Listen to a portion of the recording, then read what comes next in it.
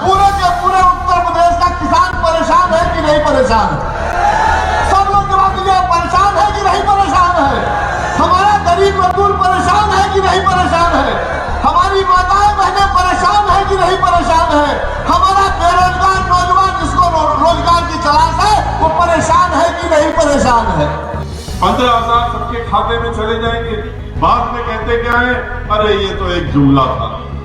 लाखों लाख की नौकरियां जो होती थी कहां पर होती थी? स्कूलों में होती थी, टीचरों की होती थी, जल निगम में होती थी, बिजली कंपनियों में होती, बिजली घरों में होती थी, पीडब्ल्यूडी में होती थी, इरिगेशन डिपार्टमेंट में होती थी, ब्रिज कॉर्पोरेशन में होती थी, नगर निगम में होती थी, नगर पालिकाओं में होती थी। यहीं पर तो नौकरियां मिलती थी लोगों को। इतनी मौतें हुई कि जलाने की जगह नहीं मिली लोगों को, लकड़ियां खत्म हो गई, दफनाने की जगह नहीं मिली, गंगा नदी में बहा दिया गया। हर 2 घंटे में उसमें लिखा है, हर 2 घंटे में उत्तर प्रदेश में एक महिला के साथ दुराचार होता है और उसके साथ बलात्कार होता है। ये हर 2 घंटे में उत्तर प्रदेश लोगों को सड़क में ले आए, जो गरीब लोग वहां सैकड़ों वर्षों से उनके परिवार के लोग काम करते थे, दुकानें चलाते थे, आज वो आत्महत्या करने के लिए मजबूर हो रहे हैं। जैसे किसानों के ऊपर गाड़ी रौंद करके 4 किसानों को मार दिया, 700 किसान शहीद हो गए। 3 काले कानून को वापस कराने के लिए ठीक उसी प्रकार से इन्होंने अध्यापकों के ऊपर भी लाठी डंडा और उन्होंने सर फोड़ने का काम किया। सबसे जानना चाहता हूँ और एक एक व्यक्ति, एक एक भाई, एक एक बड़ा बुजुर्ग इस बात के जवाब देने के लिए वो ईश्वर को साक्षी मान करके जवाब देगा कि आज पूरे के पूरे उत्तर प्रदेश का किसान परेशान है कि नहीं परेशान है? सब लोग जवाब दीजिए, परेशान है कि नहीं परेशान है? हमारा गरीब मजदूर परेशान है कि नहीं परेशान है? हमारी माताएं बहनें परेशान है कि नहीं परेशान है? हमारा बेरोजगार नौजवान जिसको रोजगार की तलाश है वो परेशान है कि नहीं परेशान है? जोर से जवाब दीजिएगा, परेशान है कि नहीं है परेशान? अगर परेशान है तो परेशान करने वालों को सबक सिखाना चाहिए कि नहीं सिखाना चाहिए? अगर सबक सिखाने के लिए सब लोग तैयार हो, जितने लोग यहाँ पर बैठे सब लोग तैयार हो, तो मेरे साथ एक बार आवाज लगा देना, बहुजन समाज पार्टी जिंदाबाद। तमाम तरह के धोखे, तमाम तरह के फ्रॉड, तमाम तरह की 420 करके आज इन्होंने पूरे उत्तर प्रदेश को एक तरफ फंसाने का प्रयास किया था, जिसमें वो नाकामयाब हो गए हैं। कांच की हांडी एक बार जल जाती है। आदित्यनाथ जी को, मुख्यमंत्री जी को आपने एक बार कुर्सी देने की भारी भूल कर दी है। दोबारा मेरे साथियों ये भूल मत करना, नहीं तो तुम्हारा का पूरा प्रदेश और पूरा का पूरा देश बिक जाएगा। नौजवानों को रोजगार कहां से मिलेगा जब आपकी रेलवे बिक गई है, आपकी LIC बिक गई है, आपके बैंक बिक गए हैं, आपकी नगर पालिका, नगर पंचायत, जल निगम, ये बिजली बोर्ड सब बिक गए हैं, तो बताओ हमारा नौजवान रोजगार कहां पाएगा? कौन देगा रोजगार उसको? हम जब इस तरह की बातें करते हैं तो वो हमको अपना झंडा दिखाते हैं, गेरुआ झंडा देख लो। अरे भाई, गेरुआ झंडा देखे पेट भरेगा क्या? पेट भरने के लिए तो हम सबको रोटी चाहिए। हमारे नौजवानों के चेहरे पर चमक लाने के लिए उनको रोजगार, स्थायी रोजगार चाहिए।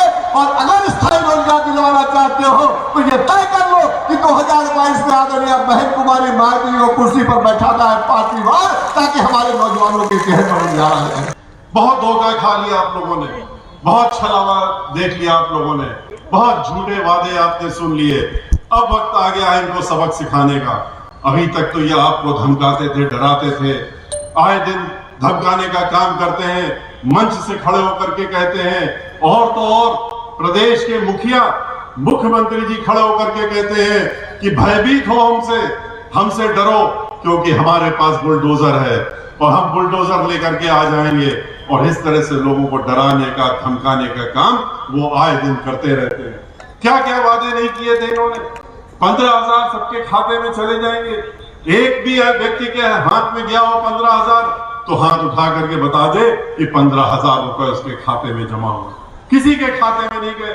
बाद में कहते क्या है, अरे ये तो एक जुमला था, और उसके बाद बात खत्म कर दी।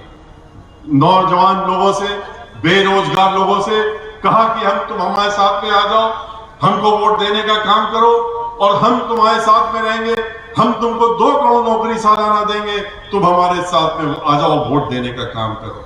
क्या देने का काम किया? 2 करोड़ नौकरियां सालाना लेने का काम किया। दी तो नहीं, लेकिन ले जरूर ली। उन्होंने जितने भी संस्थाएं थी, जैसा कि अभी नकुल दुबे जी बता रहे थे, पूरे देश की आपकी संपत्ति, आपके पैसे से, आपके टैक्स से जो बनी थी, चाहे वो रेलवे हो, चाहे वो लाइफ इंश्योरेंस कॉर्पोरेशन हो, चाहे वो बैंकें हो, चाहे ऑयल इंडिया कंपनी हो, जितनी भी तेल की कंपनियां हो, सब की सब, रेलवे हो, हर चीज को उन्होंने, एयरपोर्ट हो और कुछ भी हो, वो जो भी सरकारी संपत्ति है उसको उन्होंने चुनिंदा अपने कुछ धन्ना सेठों के हाथों में बेचने का काम कर दिया। इन्होंने एक सोची समझी रणनीति के तहत में नौकरियां खत्म कर दी, आरक्षण तो अपने आप ही खत्म हो गया। उत्तर प्रदेश में जितनी भी नौकरियां निकलती हैं, लाखों लाख की नौकरियां जो होती थी, कहां पर होती थी?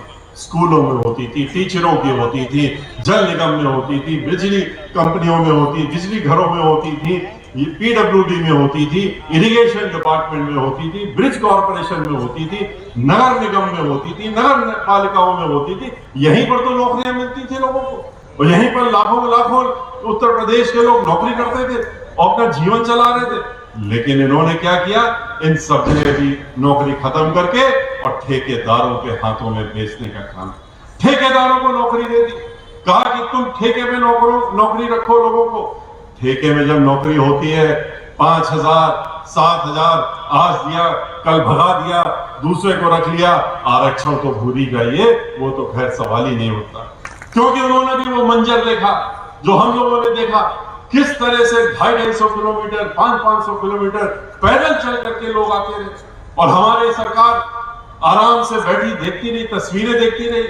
कितने लोग मर गए कोरोना में, लाखों लाख लोग मर गए, उनकी मृत्यु हो गई। इतने किस तरह से मरे?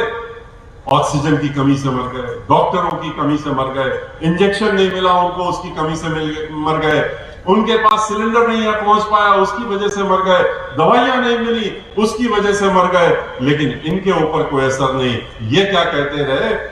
प्रदेश के मुखिया अपनी पीठ थपथपा के कहते रहे, और आज भी डंके की चोट में कहते हैं कि कोई भी मृत्यु उत्तर प्रदेश में कोरोना में किसी ऑक्सीजन की कमी से, दवाई की कमी से नहीं हुई।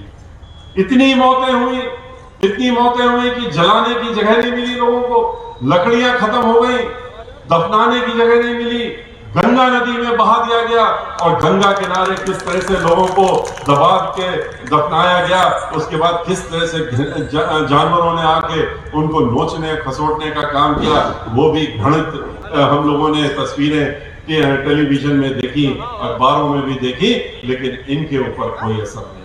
कहते हैं कि हम तो बहुत अच्छा काम कर रहे हैं। 300 करोड़ रुपया महीने का, 3600 करोड़ रुपया एक साल में।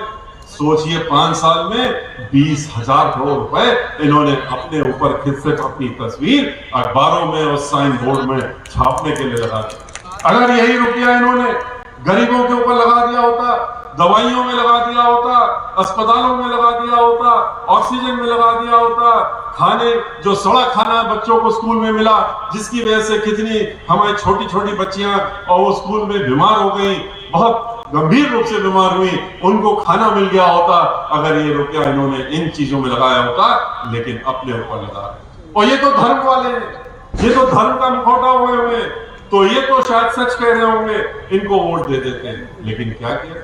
कौन सी सुरक्षा दी इन्होंने? कैसी सुरक्षा दी? आज हम नहीं कह रहे, ये तो इनकी सरकारी रिपोर्ट, एनसीआरबी की रिपोर्ट है, उठा के देख लीजिए।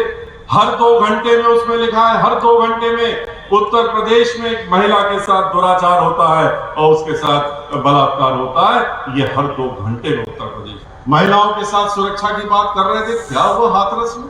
हाथरस में किसी से छुपा हुआ?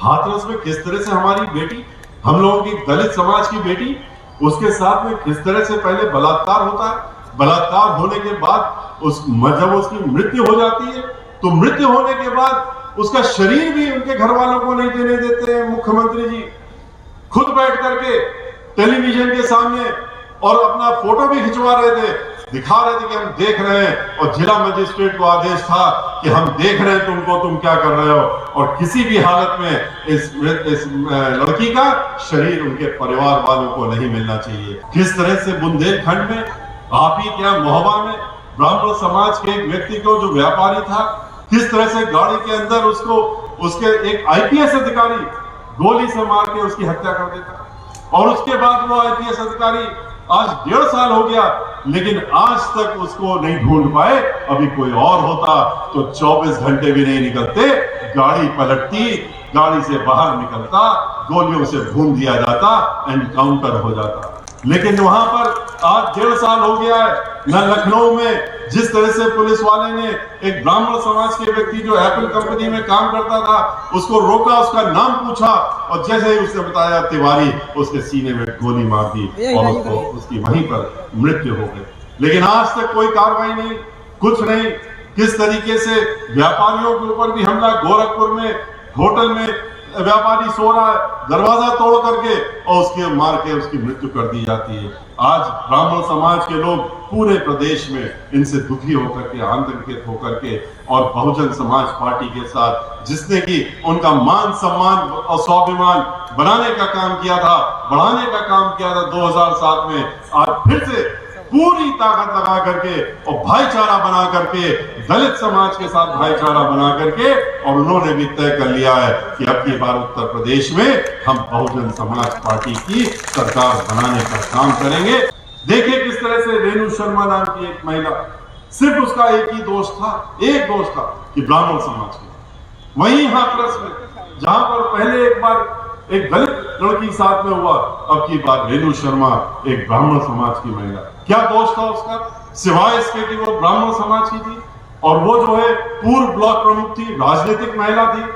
वो भारतीय जनता पार्टी के लोग उनसे नाराज हो गए, उसका वर्चस्व नहीं खत्म कर पा रहे थे, झूठे मुकदमे लगा करके, और उसके ऊपर उन्होंने उसको जेल भिजवाने का काम किया। उसके बाद वो जेल में रही, उसकी बेल हो गई। बेल हो जाने के बाद पूरी कोशिश कर ली कि बेल ना होने पाए, जैसे कि खुशी दुबे के मामले में पूरी दिन रात पैरवी मुख्यमंत्री सचिवालय से होती है कि खुशी दुबे की बेल ना हो, उसी प्रकार से जो रेणु शर्मा नाम की लड़की थी उसके साथ भी पैरवी।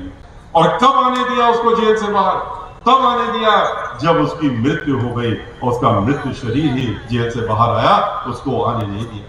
ठीक इसी प्रकार से इंतजार हो रहा है खुशी दुबे का। अरे खुशी दुबे का क्या दोष था, उसका आपने उसके पति का एनकाउंटर कर दिया, खानदान जो उसके ससुराल पक्ष के थे सबको मार दिया आपने। और इनके साथ में एक खासियत ये भी है कि ये राम का नाम तो लेते हैं वोट के लिए, ये सीता का नाम कभी नहीं लेते, क्योंकि महिलाओं के बारे में इनकी अलग सोच है। उत्तर प्रदेश में जो कि गैर सरकारी थे, इन्होंने वो तो बंद कर ही दिया, जो सरकारी संस्कृत विद्यालय थे, महाविद्यालय थे और जो स्कूल थे, उनको भी इन्होंने बंद कराने का काम धीरे धीरे कर दिया। और इन्होंने 1500 जो संस्कृत विद्यालय थे उसमें पैसा न दे करके, जो सरकारी थे अध्यापक न दे करके, वहां 500 पे पहुंचाने का काम कर दिया। 500 जो महाविद्यालय थे उनको 100 पे लाने का काम कर दिया। ये इनकी सोच इस तरह की है कि जब यहाँ पर टीचर नहीं होंगे, पढ़ाने वाले नहीं होंगे, अध्यापक नहीं होंगे, तो पाठ पढ़ने वाले कहां से होंगे। और जब पढ़ने वाले नहीं, विद्यार्थी नहीं होंगे, तो अगर जब संस्कृत पढ़ने वाले नहीं होंगे तो कौन वेद पढ़ेगा, कौन पुराण पढ़ेगा। आगे चल करके वेद पाठी, पुराण पढ़ने वाले ये सब समाप्त हो जाएंगे, तो अपने आप सनातन धर्म भी समाप्त हो जाएगा। इनकी इस तरह की, इसीलिए तो मंदिरों में कब्जा हो रहा है, मंदिरों को तोड़ा जा रहा है, मंदिरों के पुजारियों की हत्याएं हो रही है, एक एक करके मंदिरों पे उसमें अधिग्रहण करने की योजना बन रही है। चाहे वो जो भी मंदिर हो, पुराने से पुराने मंदिर, हजारों साल पुराने मंदिर, उनके इर्द गिर्द में जितने भी लोग थे उनको निकाल के बाहर करके, तोड़ फोड़ करके उनको पर्यटक स्थल में बदलने का काम हो रहा है। चाहे वाराणसी हो और चाहे आप वहां पर चले जाइए, विंध्याचल में चले जाइए, सब तोड़ करके लोगों को सड़क में ले आए। जो गरीब लोग वहां सैकड़ों वर्षों से उनके परिवार के लोग काम करते थे, दुकानें चलाते थे, आज वो आत्महत्या करने के लिए मजबूर हो रहे हैं। इन्होंने पर्यटक स्थल बना रहे। तो ये सनातन धर्म को खत्म करके मठ वालों को इन मंदिरों के कब्जा करने के लिए ये योजना जो इनकी चल रही है, वो उसके तहत में सनातन धर्म को खत्म किया जा रहा है। मठ के लोग जाकर के मंदिरों में कब्जा कर रहे हैं, वहां के पुजारियों को मंदिरों से निकाल करके बाहर करके और कहते हैं कि हमको वहीं से सीधे भेजा गया है, अब उस मंदिर पे हमारा कब्जा हो गया। इसलिए भाइयों, इनका असली चेहरा पहचानिए, इनके जो मुखौटा है उसको पहचानिए, कह दीजिए इनसे अब आपके बीच में फिर आएंगे, फिर झूठे वादे करेंगे, फिर अपना चेहरा दिखाएंगे, फिर डराने का भी काम करेंगे, फिर धमकाने का भी काम करेंगे, बुलडोजर भी दिखाने का काम करेंगे, दहशत फैलाने का भी काम करेंगे, लड़ाई झगड़ा भी करवाने का काम करेंगे, तरह तरह के जुमले बोलने का काम करेंगे कि लोग भड़क जाएं। लेकिन अब की बार उत्तर प्रदेश की जनता पूरा सावधान है और पूरा उसने मन बना लिया है कि तुम कुछ भी कर लो, अब झूठे वादे नहीं चलने वाले हैं। अब अगर भविष्य हमें अपने प्रदेश की महिलाओं का देखना है, किसानों का देखना है, बेरोजगारों का देखना है, यहाँ के जो हमारे रोजगार करते हैं, जो लोग बिजनेस करते हैं, उनका अगर भविष्य देखना है, किसानों का देखना है, सबका देखना है, तो फिर अब की बार इनको हमें बाहर का रास्ता दिखाना पड़ेगा और उत्तर प्रदेश से बाहर भेजना पड़ेगा। और चाहे इसके लिए हम लोगों को उनको ले जा करके उत्तराखंड तक क्यों ना छोड़ना पड़े, लेकिन बाहर का रास्ता दिखाना पड़ेगा। और उत्तर प्रदेश में अब की बार बहुजन समाज पार्टी की सरकार बना करके, पूर्ण बहुमत की सरकार बनाते हुए बहन मायावती जी को 5वीं बार उत्तर प्रदेश को मुख्यमंत्री बनाना ही होगा और इसका संकल्प आपको लेना होगा। 5 साल जब निकलने वाले थे तो वो लखनऊ चले गए, उन्होंने वहां जाके आंदोलन किया, विधानसभा को घेरने का काम किया। उसके बाद उनको क्या मिला? ठीक उसी प्रकार से जैसे किसानों के ऊपर गाड़ी रौंद करके 4 किसानों को मार दिया, 700 किसान शहीद हो गए, 3 काले कानून को वापस कराने के लिए ठीक उसी प्रकार से इन्होंने अध्यापकों के ऊपर भी लाठी डंडा और उन्होंने सर फोड़ने का काम किया। हमारी सरकार आने दीजिए, आते ही हमारी सरकार बनने के बाद हम आपकी जितनी भी ये समस्याएं हैं उनको दूर करने का काम करेंगे, ये हमारी जिम्मेदारी होगी। अगर ये 5 साल फिर दोबारा से वापस आ गए तो ये संविधान, ये वो लोग हैं जो संविधान को फाड़ने का, संविधान संशोधन को फड़वाने का काम भी समाजवादी पार्टी ने भारतीय जनता पार्टी के साथ मिलकर के जब रिजर्वेशन का बिल आया था तो करवाने का काम, ये वो लोग हैं। इनका असली चेहरा आपको ध्यान रखने की जरूरत है, लोगों को भी ध्यान दिलाने की जरूरत है। मिश्रा जी संघर्ष करो। नेशनल दस्तक की आपसे गुजारिश है कि अगर इसको बचाना चाहते हैं तो नेशनल दस्तक को सब्सक्राइब करने के लिए रेड कलर के सब्सक्राइब बटन को दबाएं, फिर बेल आइकन की घंटी दबाएं। नेशनल दस्तक को बचाने के लिए बहुत जरूरी है कि हर खबर को शेयर करें, लाइक करें, कमेंट जरूर करें।